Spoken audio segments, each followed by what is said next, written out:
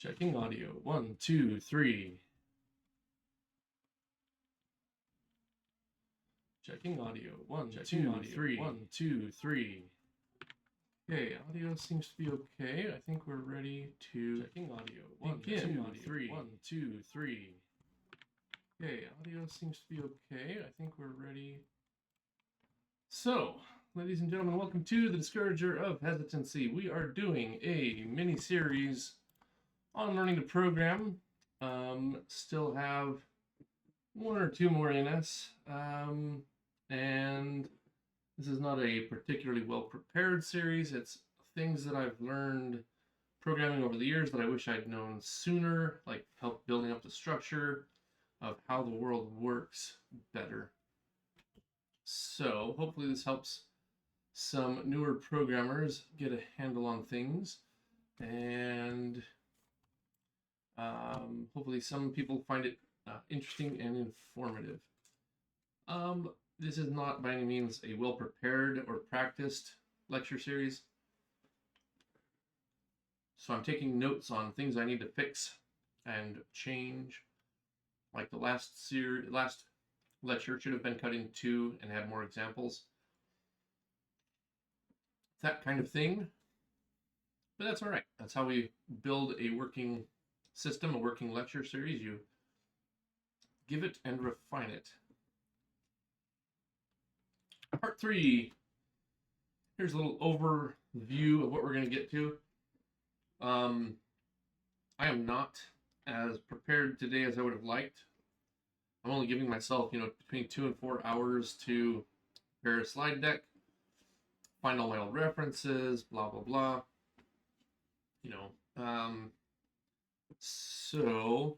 And last night I didn't have time to work on it much. I had D&D with my group, so that was a bit of an interruption. And then this morning I have ordered a cow, and that beef got delivered today. So sorry I'm late. And yeah, shifting 600 pounds of beef into freezers took me a little longer than I thought. So I did not get as far as I would like on the prep for today's lecture, but it may be okay. It's probable that we will not get into the bytecode virtual machine discussion today, and that's probably fine. That should probably be broken out as its separate lecture anyways. So let's get started. Truth, lies, and models. What is the truth? The truth is a body of real things, events, and facts. When you speak a truth, that thing is true regardless of anything else, right? So if somebody says that 2 + 2 is not equal to 4, that is wrong. The truth is independent of its context, if you will, most of the time. It's a thing that just is, and your opinion doesn't alter that. So then what is a lie? It's an untruth which you speak knowingly with the intent to deceive.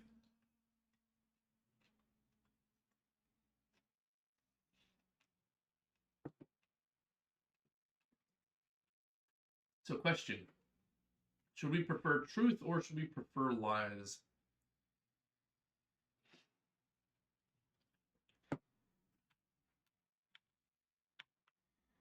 Hey, G Finelli, welcome to the stream. How have I been? I've been good. Working hard, staying busy. How are you doing?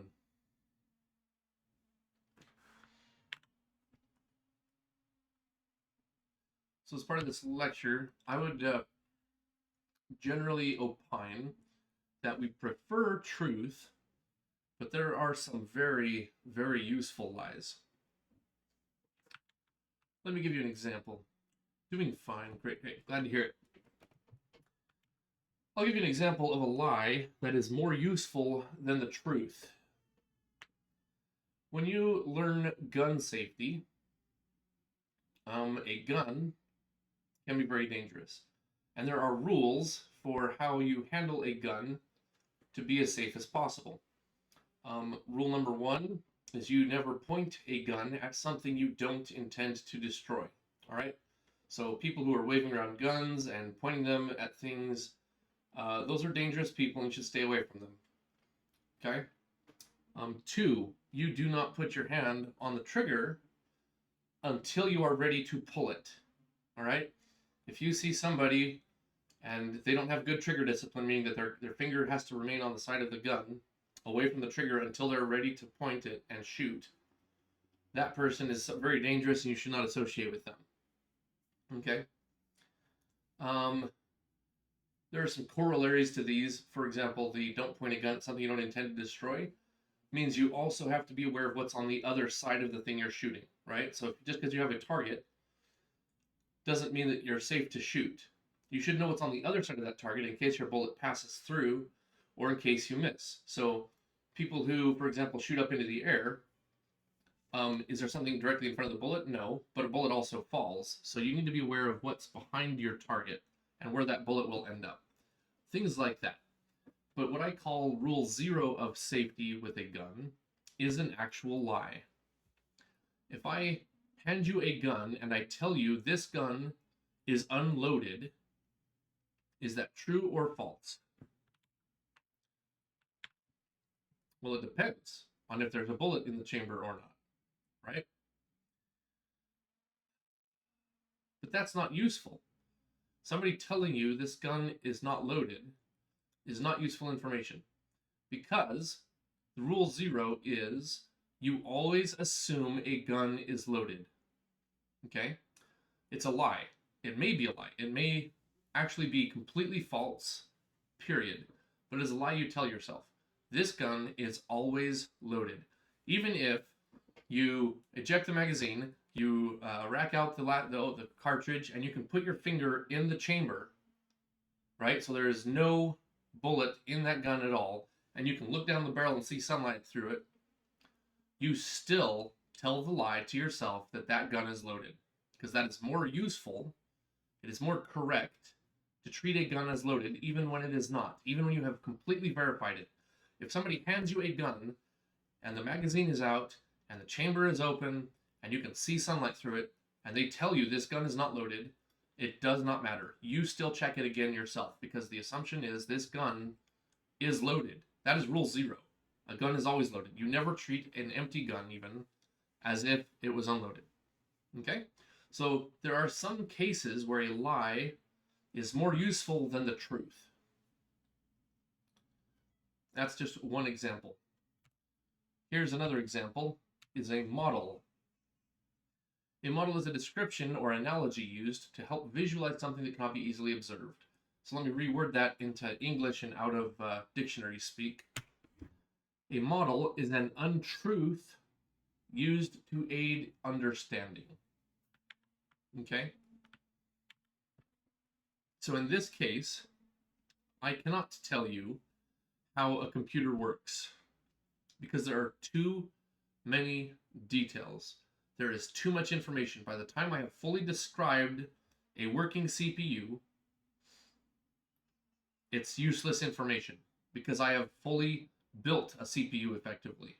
I've told you how the electrons flow. I've told you about transistors and activation functions or activation voltages and response times and trace spaces and resistance and induction and how you can space those. I can tell you about gates and latches and build up a very, very complex description of a CPU, at which point we might as well have just built one, right? And that's not helpful to us.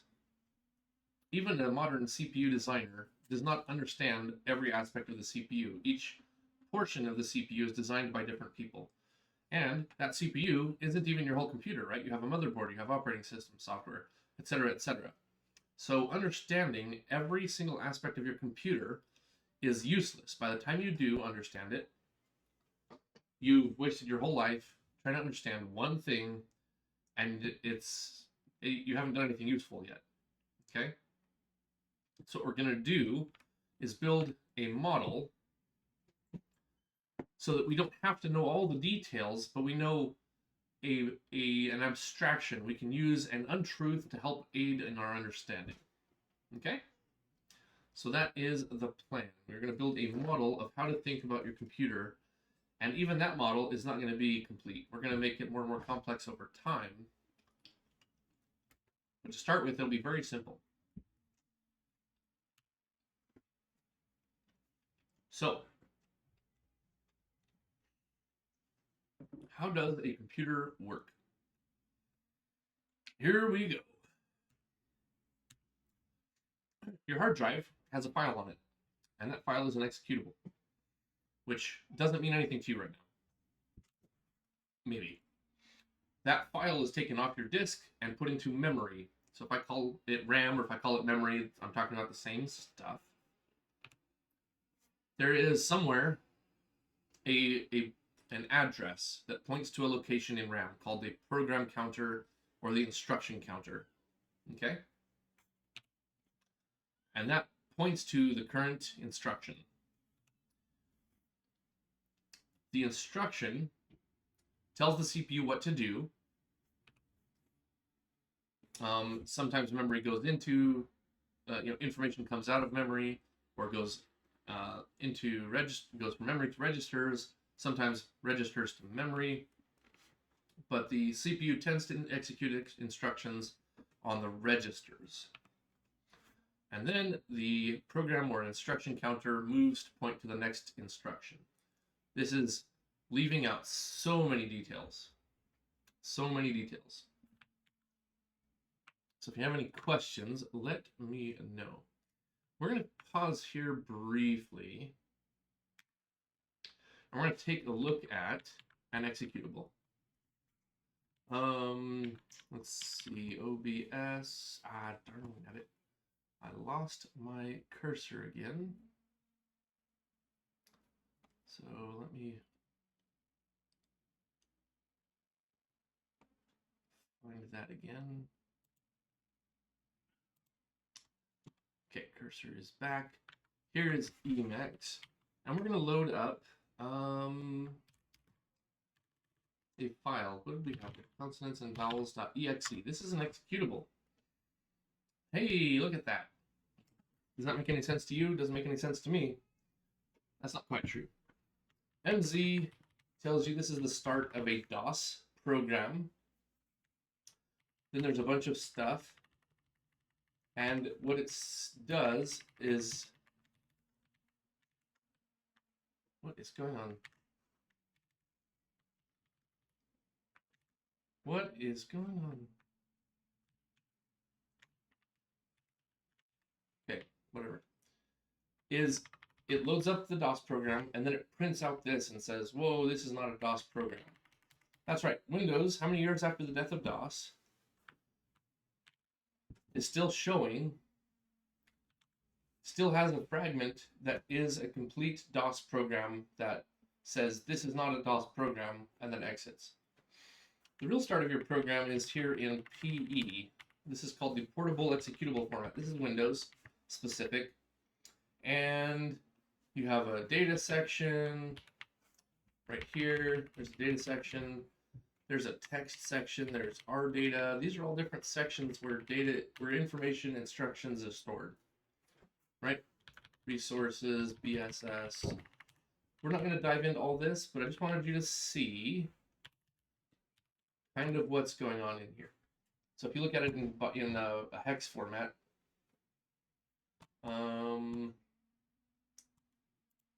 here's the segment where it prints out this program. So THIS space, right? 20 is in hex is 32 decimal, which is a space in ASCII. Letter P in ASCII all the way through to this is blah, blah, blah, DOS mode. Right there. And then it returns. Isn't that interesting? So this is kind of what an executable file might look like. And this means nothing to us. But there are instructions and data in this binary file that the computer can understand. When I say computer can understand, we're going to talk about that. So let's go back to this guy. And we'll jump in here. So we've talked about RAM, it's memory, and we can access it in any order we want. We can always ask for a different address. So an address is in bytes offset. So, here is address 0, and we've got 4 bytes here. And if we go to the next 4 bytes, here's the number 0 stored. in RAM at address 4. At address 8, here's the number 60, well, what's about what, 4.3 billion? Something like that. Instruction 12, this is something else completely, right? So RAM lives out here somewhere on your computer.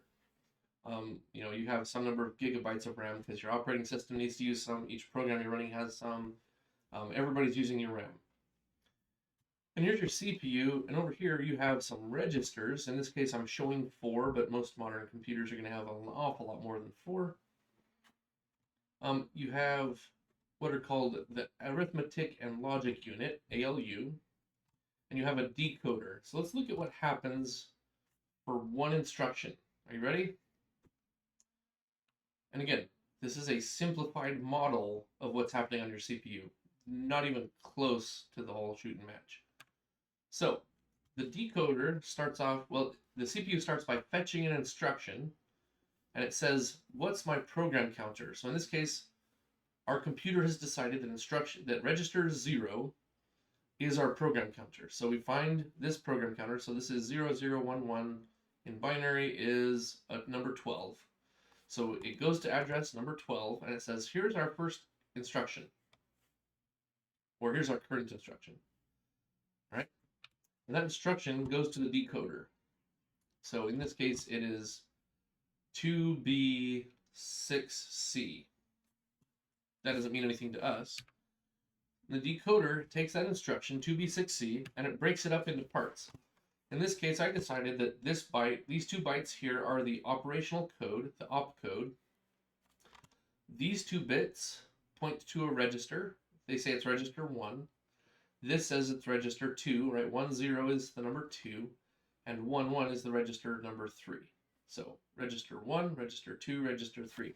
It broke it all down, right? So 2B is the opcode, register 1, register 2, register 3, which we're going to designate with a $sign. And it says, I know what this means. It means to add whatever's in register 1 to whatever's in register 2 and store that result in register 3. And the decoder, once it understands all that, passes that information to the ALU. And it's going to execute it. So we've done a fetch, a decode, now we're going to execute, and the ALU now knows what to do. So it's going to go get the information from register 1, which in this case is 246. It's going to get the information from register 2, which in this case is 420, obviously. It's going to do this operation, add, and shove that result, 666, into register 3.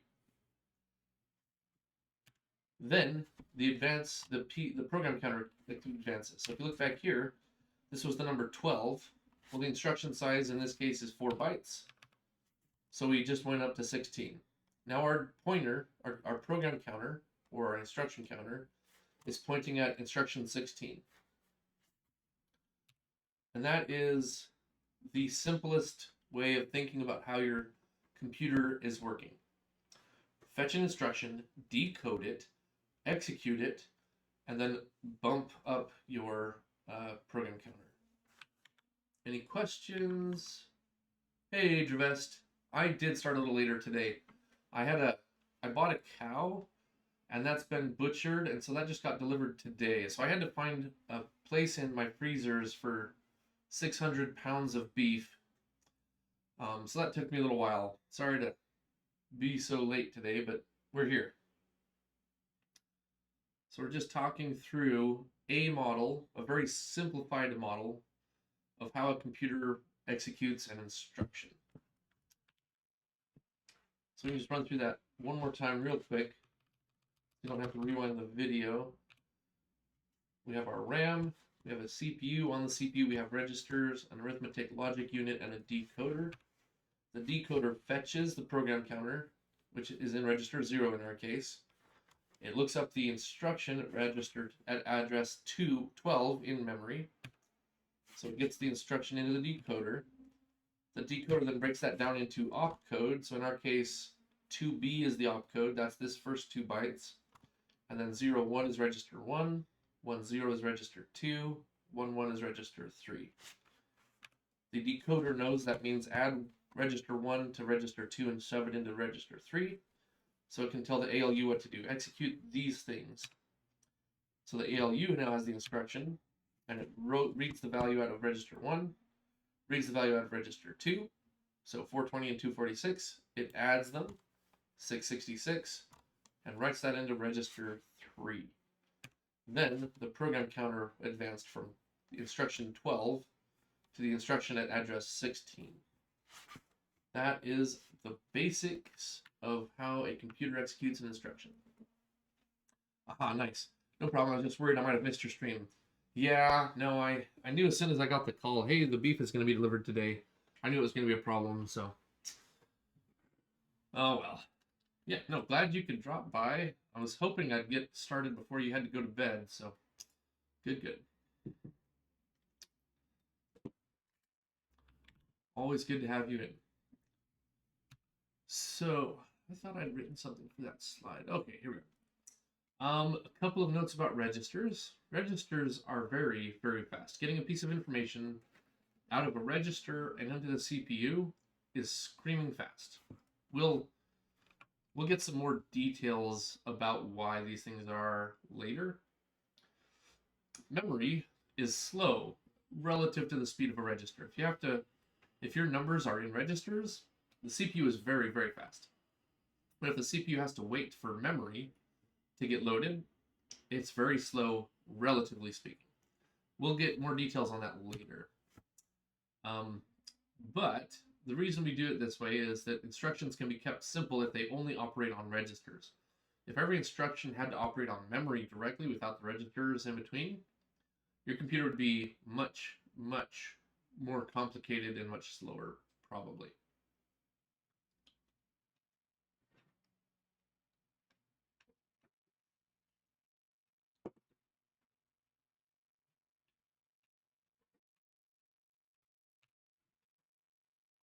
But we do have memory.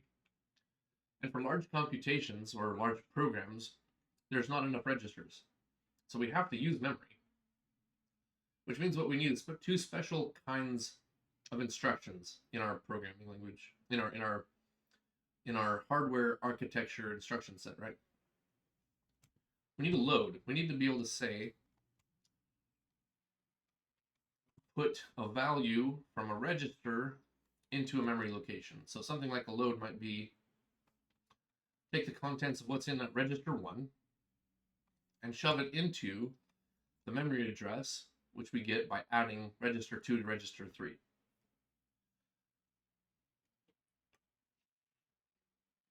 That is an example of a load instruction.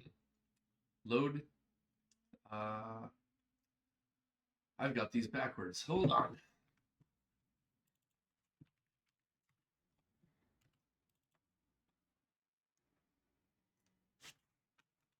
Store gets an address. I told you I did all this last minute, so a little bit behind. Now I'm going to be coding some tonight, so no bed for a few hours. Okay.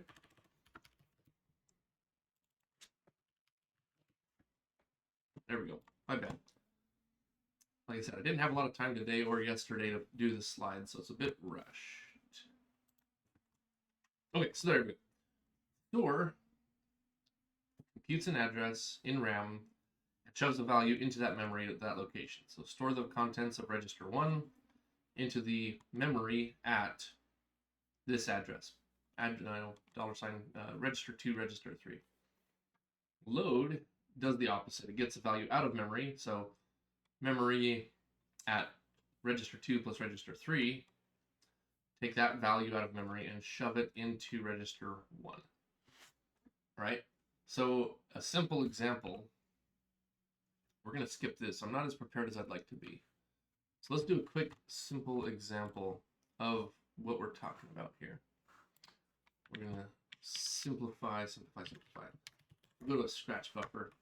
If we had a C program that said int x equals 0, int y equals 1, int z equals 2, and int sum equals 0. Actually, we don't have to do anything there. What's going to happen is equals x plus y plus z. This might be something we would type into a program. But what would happen in actuality is probably something like this. Well, there's a lot of ways it could happen. We might load into memory a constant. So load the value 0 into memory address at whatever register 1 is plus 0. So at the top of the current frame. We might load into address 4. So X gets an address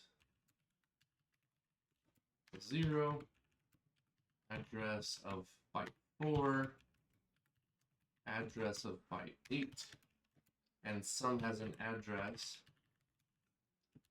byte 12. So we might load the constant 0, the constant 1,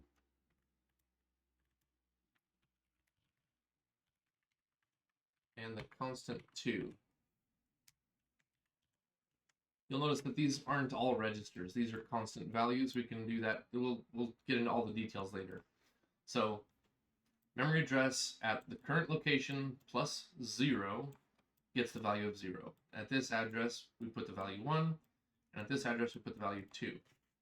Then we can say add whatever's in register. Oh, that's a store. I'm sorry, my brain is like backwards. I have not come up to speed yet here. So we have 3 values in memory. Now we're going to load whatever's in X, $1 plus 0. So this is int X equals 0. This is int Y equals 1. Int Z equals 2. Here's the load of what is X into some register, register 2. Then we need to load whatever's in register Y, in where Y is, right? Address 4, into another register, 3. Then we're going to add $2 and $3. I'm going to output that to $4, maybe. Okay, so this is X, Y added.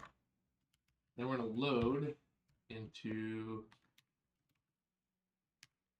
the value of Z into $3. We don't need this value for Y anymore, so we can override it. And this will be Z. So the values of Z shoved into register 3. Then we do another add, except this time we're adding 3 to 4. So this X plus Y is a sum we want to keep. So we're going to add whatever's in 4 to Z and shove that back into 4. So there's another plus operation. And then we will store whatever's in register 4 into the memory address, which is 12, right? So $1 plus 12, and that is sum equals whatever the stuff above this is. So if this is simple C code, it's going to turn into several instructions, but you don't have to worry about these details,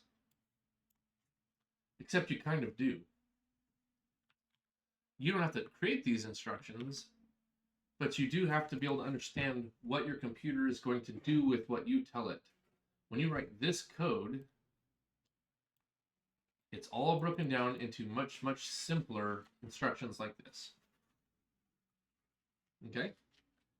And usually this kind of code is going to be called assembly. And I'm not just like making up something that's completely off base. Let me go dig up. This is one of the things I didn't have time to do. Intel x86-64 instruction set. Let me go dig up the manual. So here, I'll share this one in the stream. But there is an entire manual. Let me just pull it up and share it. Okay. Download it, I guess, and then I'll load it into the browser. Browser. Where's my browser? There it is. Let me go load that in. Boom.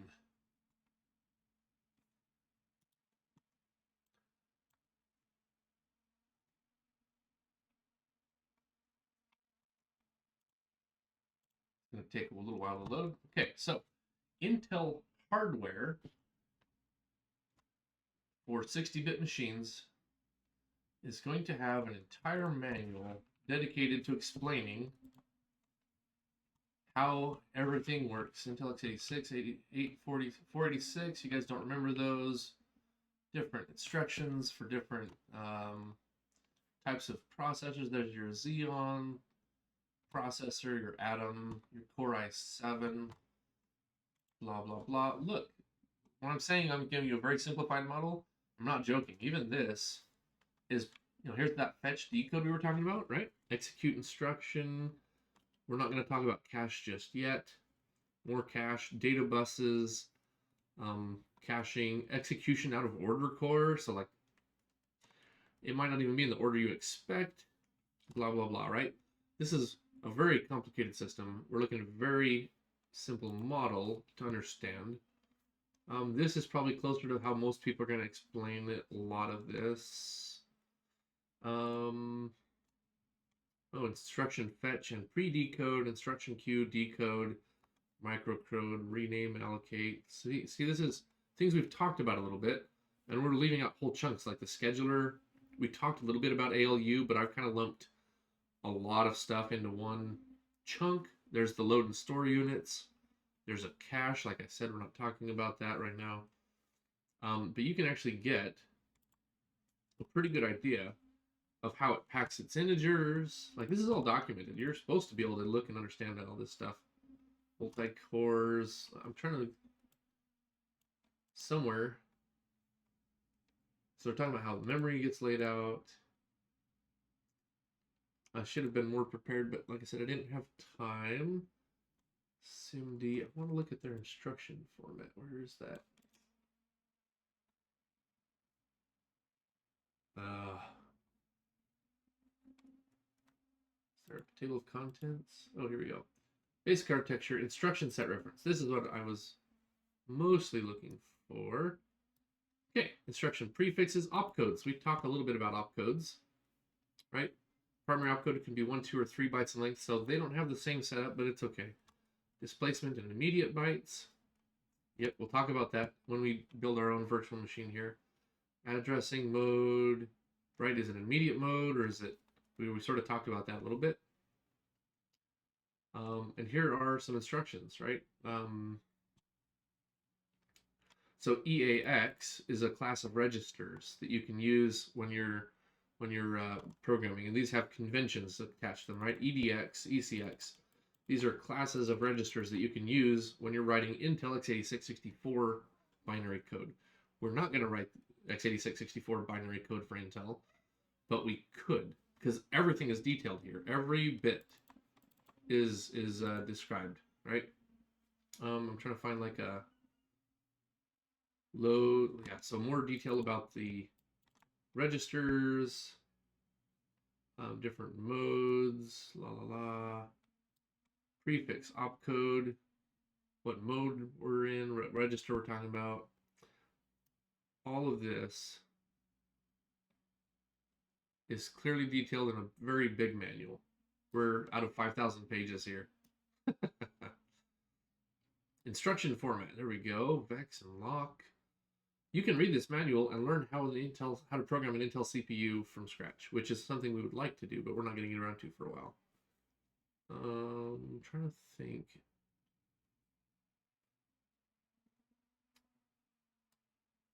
Would like a load constant instructions. So floating point load, floating point D0, I don't know, load pi. So pi is just a number that your CPU itself actually knows about if you have an Intel. Interesting. They have some constants that you can use. Log base 2 of E. Interesting. Move. Okay, so this is how you move different things into registers, right? So instead of calling it a load, they call it a move, which is fine. Different types of data. Again, we have to agree on the format of our information. These are all, this is not quite what I want. I want A through L, N through U, V. I feel like we kind of ended up in, interesting. So C++ compiler intrinsics. Yeah. So opcode map. Oh, interesting. I don't know if I've looked closely at this one. Direct address, register fields, blah, blah, blah. So anyways, I'm talking about these load and store and things like this. The words might be different. So instead of load in Intel x86-64, they call it a move action. But these ideas are a good model to start with because you're not going to read a 5,000 page manual. This is enough to get you used to the idea of information lives in memory. To use it, we put it into a register. Then we operate on the registers, and any results that we have in a register, we can then write back out to memory for use later in the program. Okay? So this is an idea of a flow. These 4 instructions in C turn into, some number. 1, 2, 3, 4, 5, 6, 7, 8, 9 operations. We can also, let's do this. Instead of just looking at these instructions, let's go to godbolt.com. This is another good resource. Do I have to sign in? I can't just try one, can I? Not God. Where's Godbolt? Godbolt compiler stuff. Exploration, it's org. That's my bad. Let me put that into the chat here.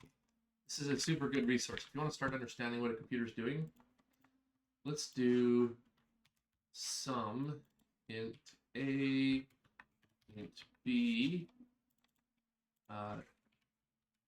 int C. Okay?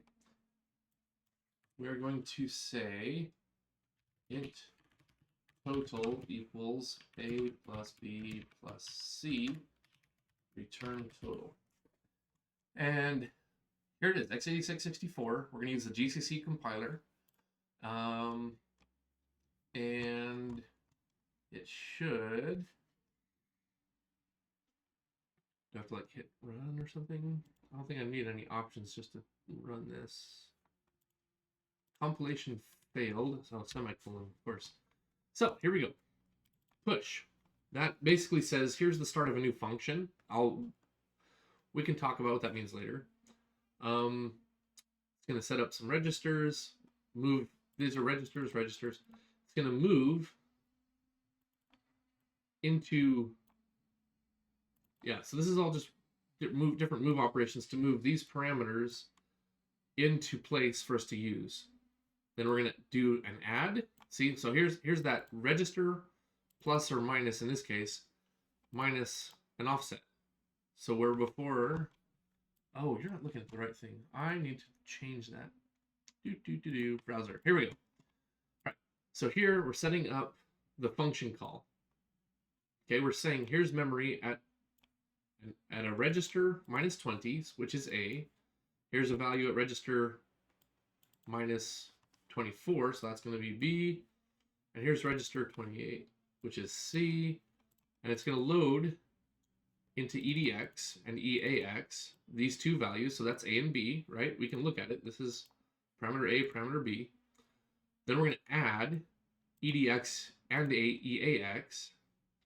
Then we're going to load up C, which is at offset 28. We talked about that setup at the start of the function. And then we're going to add those numbers, EDX and EAX. Then we're going to move the result into memory from EAX. So the output of this move operation is EAX register, and we're going to move it into this memory address. Then we're basically done. We return it into, so this is a return. Pop that value in return. Okay, so I'm using slightly different notation. So I call it a load, they call it a move, and moves in this case cover a load and a store. But the ideas are there. These are simple ideas. The underlying architecture, the underlying instructions to run your C code, you can understand. We're going to use a simplified model because I want to keep things reasonably simple. But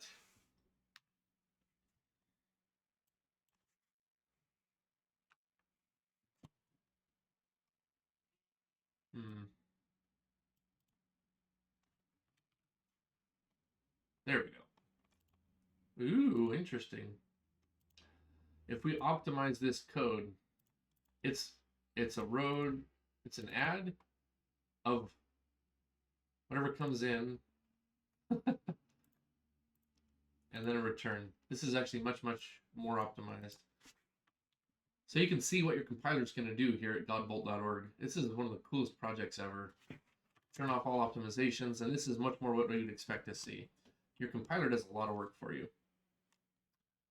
So I think overall, that's a pretty good place to pause for the day. I know I'm getting a little bit of a late start, and it's a little bit shorter, but there's a lot to consume here. What we're going to do tomorrow is we're going to start building our own virtual machine. It's going to be a fake CPU that we can then measure things on and look at and improve our model by building up our virtual machine more and more. So for now, that's probably where we're going to pause.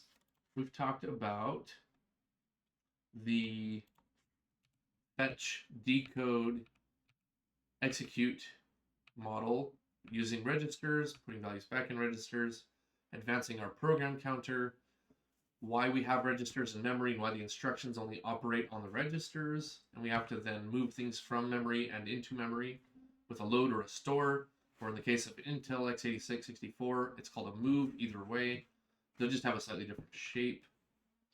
And then we're going to build our own virtual machine. We're going to build layers on top of that, because that's really how we ended up where we are. As people started off, the Manchester baby, I think, baby Manchester, I forget the name. There was a front panel and a row of switches, and you'd enter the binary number by switch and then hit go, and it would enter that value into memory, just like here. This address is an instruction. You used to flip all those ones and zeros yourself and hit mash, and it would put this value into memory and then advance to the next place. And if you messed up, you'd have to go back and re-enter those switches, ons and offs. Uh-oh. And then, once you had all of these instructions in memory, then you would hit run, and that would execute these instructions just like we're talking about. Fetch, decode, execute. And as a simplified model of understanding how a computer works, this is not bad. So, tomorrow we will start defining our own bytecode virtual machine to build from scratch. I think we have some good reasons to do so.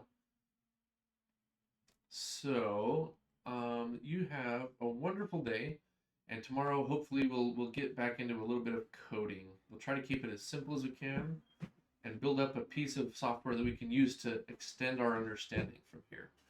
So have a wonderful evening, and I'll see you tomorrow.